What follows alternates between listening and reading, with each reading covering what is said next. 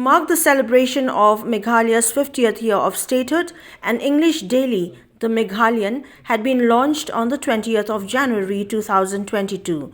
To announce the same, a press conference was held on the 19th of January, wherein the editor-in-chief of the English news daily, DIPANKAR, and editor Dr. LONIAK MARBANIANG had briefed newspersons on the English daily that intends to be the voice of the people of Meghalaya.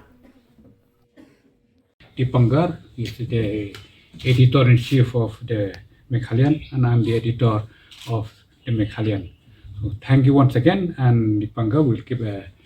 We, as the name suggests, we are for the Meghalayans.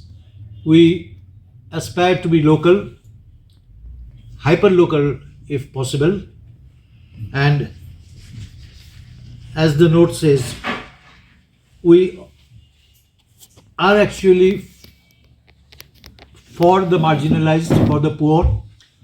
We'll be giving them a lot of attention, and we'll of course be concentrating as subject-wise all the key indices like education, health, economy, all these things, unemployment, all these important issues that is grappling the state right now.